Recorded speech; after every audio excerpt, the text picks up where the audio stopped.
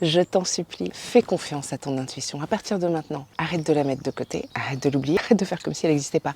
Fais juste confiance à ton intuition. C'est un message à moi-même, c'est un message à toi aussi qui regarde cette vidéo parce que je suis intimement persuadée que la vie fonctionne comme ça en fait.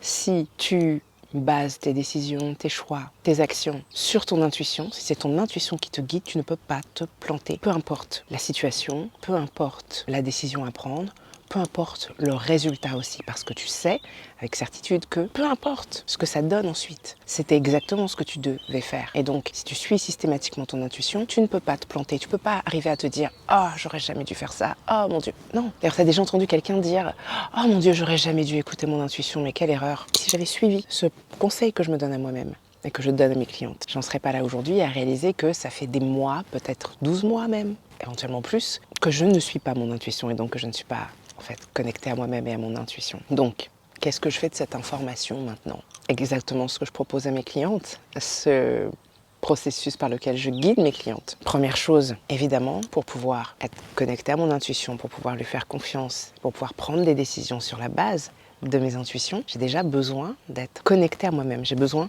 d'espace-temps pour être connectée à moi-même en fait, tout bêtement. Cet espace-temps, maintenant, je le prends, ou plutôt je le reprends. Je dois reconnaître que ces derniers mois, j'ai pas forcément suffisamment pris cet espace-temps. Et quand je parle d'espace-temps, ça n'a pas besoin de prendre des heures. Je sais que je suis à mon compte et je fais ce que je veux de mes horaires. Et même si je suis maman, donc j'ai quand même quelques contraintes en termes de temps et dans mon organisation, mais malgré tout, c'est vrai que j'ai pas mal de marge de manœuvre finalement. Et je sais que c'est pas donné à tout le monde. C'est pour ça que je précise, prendre de l'espace-temps pour soi, pour se connecter à soi-même, ça ne veut pas dire qu'on a besoin de libérer toutes ces matinées ou toutes ces soirées ou tous ces week-ends. Ça ne veut pas dire qu'on a besoin de se lever à 4 heures du matin ou même à 6 heures. Moi, je ne me lève pas à 6 heures du matin. Non, ça veut juste dire saisir les opportunités là où elles sont. Ça veut dire faire des choix aussi, évidemment. Donc, je reprends ce temps, je reprends possession de mes journées. Et il y a beaucoup de choses qu'on peut éliminer, qu'on se refuse parfois à éliminer, mais il y a beaucoup de choses qu'on peut éliminer qui sont des fuites de temps et des fuites d'énergie. Donc la première chose que j'ai eu à faire, ça a été de me demander mais où est-ce qu'elles partent mes fuites de temps en fait, mes fuites d'énergie. Il y a des moments, des tas de moments dans mes journées où en fait je fais des activités vides de sens sans même m'en rendre compte. Et pour beaucoup, c'est au niveau des réseaux sociaux que ça pose problème parce que la limite est fine entre j'utilise pour mon travail et j'utilise pour le perso et je me retrouve à ne pas avoir vu passer je ne sais combien de minutes, si ce n'est 1 heure de mon temps. J'ai dû revoir mon sens des priorités et l'ordre dans lequel je faisais les choses. C'est juste la base pour libérer le temps qui est nécessaire. Et ensuite, qu'est-ce que je fais de ce temps? Alors, il y a 2 axes. Le premier axe, c'est toujours celui que je recommande parce que c'est ce qu'il y a de plus simple et ça consiste tout simplement à mettre en place certaines pratiques qui vont venir soutenir cette connexion à soi-même, qui vont favoriser la connexion à soi-même. Et ça va être des choses qui doivent être personnalisées. On ne peut pas copier-coller ce que font les autres. Ceci dit, il y a des choses que je recommande toujours. Je recommande toujours la méditation. Quelle que soit sa forme, il y a des tas de façons de méditer. C'est gratuit. J'ai des méditations guidées sur l'application Insight Timer. Si vous voulez aller jeter un œil, si vous voulez vous mettre à la méditation que vous n'avez jamais fait, vous pouvez suivre des méditations guidées. C'est simple. Il y en a pour tous les goûts. Il y a vraiment tout un tas de différentes façons de méditer.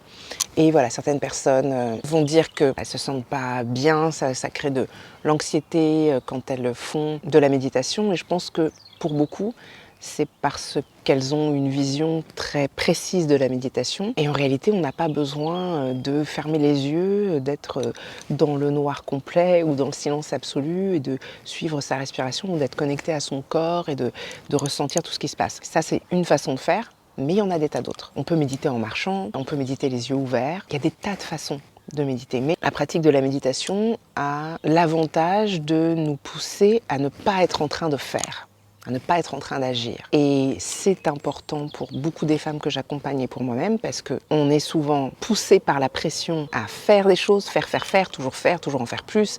Et puis on intellectualise beaucoup, on réfléchit trop même entre guillemets. Parfois mes clientes sont des perfectionnistes, donc c'est la prise de tête assurée. Quand on médite, on apprend un petit peu non pas à arrêter de penser, mais à laisser passer les pensées, à être un peu plus dans l'instant présent et appuyer sur pause. Et un truc que j'adore vraiment particulièrement, c'est évidemment je l'entends moins maintenant que je vis à la campagne, même si je l'entends encore, parce que je ne suis pas complètement isolée non plus. Quand je vivais en ville en particulier, ce que je trouvais fascinant, je me souviens très bien, j'entendais le bruit des voitures, le bruit des gens, des trams, des bus, peu importe, dehors. Et moi, j'étais là et je savais que j'avais appuyé sur pause. J'avais l'impression d'avoir une espèce de super pouvoir où j'avais appuyé sur pause et le reste du monde continuait d'avancer, de bouger, de se dépêcher, de courir, etc. Et moi, j'étais dans un moment où j'avais appuyé sur pause. Et je reprenais conscience que rien n'était important à part l'instant présent, que rien n'existait à part l'instant présent et que j'avais juste besoin d'être. Et c'est tout. Après, c'est comme le sport, la méditation. Plus on médite et plus on s'apaise et plus on est apaisé. Si on médite par exemple 1 heure par jour, ce que je ne fais pas, je médite moins que ça, mais admettons qu'on médite 1 heure par jour, on n'est pas juste calme pendant cette heure de méditation, c'est pendant aussi les 23 autres heures de la journée qu'on emmène ce calme avec nous. Mais c'est comme faire des abdos. C'est pas en faisant juste une fois qu'on va avoir les effets sur les autres heures de la journée. C'est à force de faire et de faire et de faire et de refaire, etc., etc. Je crois que ça fait 10 ans que je médite. Je ne sais plus combien d'années que je propose des méditations guidées. C'est un outil fabuleux.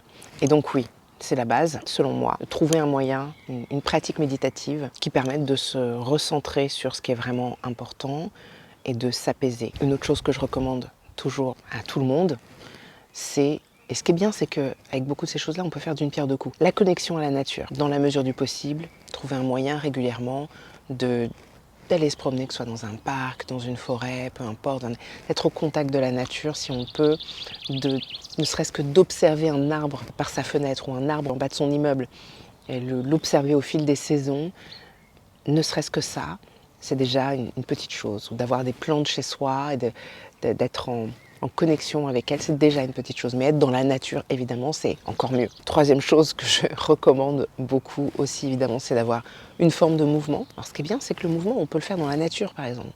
Vous pouvez courir, vous pouvez faire des étirements, vous pouvez faire des tas de choses dans la nature. Et vous faites d'une pierre deux coups. Vous êtes dans la nature et vous faites un peu de mouvement, quel qu'il soit.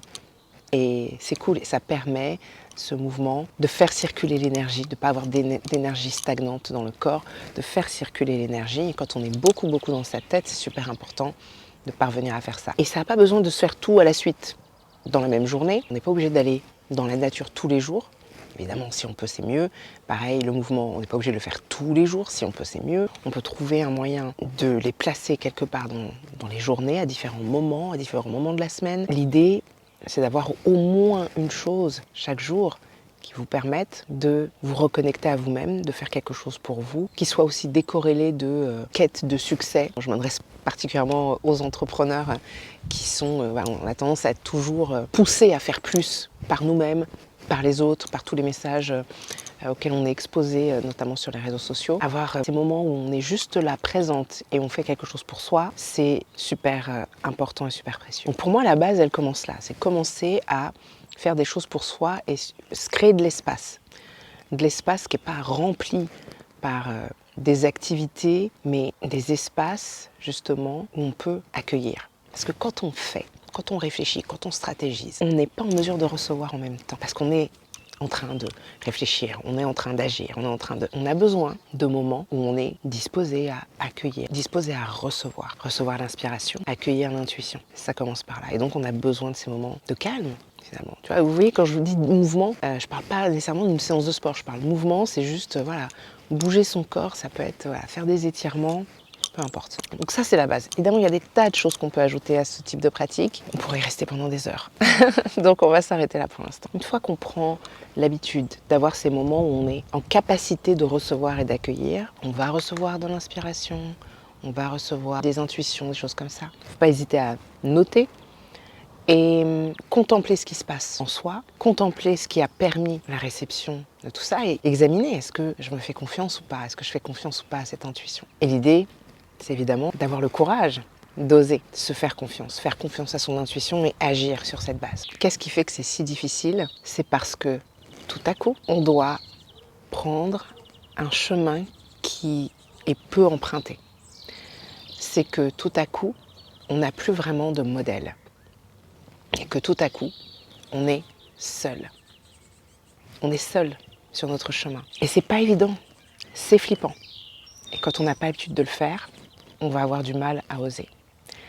Mais la vérité, c'est que quand on veut oser être pleinement soi-même, ça va main dans la main avec avoir le courage de faire les choses différemment. Avoir le courage de prendre un chemin qui n'est pas souvent emprunté. Avoir le courage de faire ce qui est juste pour soi, même si ça dérange les autres, même si ça trahit quelque part tout ce qu'on nous a appris, enseigné, transmis. Et c'est ça qui est difficile. Donc, je voulais te rappeler aujourd'hui l'importance de faire confiance à ton intuition. Te rappeler que c'est normal si tu as peur de suivre ton intuition, si tu as peur de tracer ta propre route. Et en même temps, c'est le prix à payer. C'est le prix à payer pour être pleinement toi-même, c'est le prix à payer pour vivre la vie que tu as vraiment envie de vivre, c'est le prix à payer. Mais si tu oses, tu te rendras compte que contrairement aux apparences, tu n'es pas si seul que ça sur le chemin. À partir du moment où tu suis ton intuition et que tu fais ce qui est juste pour toi, dans la mesure où tu ne fais de mal à personne, c'est le postulat de départ quand même. Je me permets de le rappeler au cas où il y aurait un doute là-dessus, mais à partir du moment où tu fais de mal à personne, il n'y a pas de problème en fait. Tu ne risques rien, si ce n'est de vivre enfin une vie qui te fait vibrer, qui te correspond, qui est alignée. Moi, je trouve que ça en vaut la peine. Allez, sur ces bonnes paroles, je vais te laisser réfléchir à ce que tu pourrais mettre en place dans ta vie pour te créer des espaces de connexion à toi-même et à ton intuition. Et te demander, qu'est-ce que tu es prête à faire vraiment pour oser être pleinement toi-même? Qu'est-ce que tu es prête à faire pour oser vivre la vie que tu as envie de vivre? Qu'est-ce que tu dois mettre en place pour trouver le courage de vivre la vie que tu as vraiment envie de vivre? Avant que tu sois au stade de te dire, mais maintenant, foutu pour foutu, il faut que j'y aille parce qu'il est trop tard. De toute façon, sinon, ce sera trop tard. Ce sera jamais trop tard, pour info. Mais tant qu'à faire, autant ne pas attendre d'avoir le sentiment qu'il sera bientôt trop tard. Allez, sur ces bonnes paroles, je te laisse.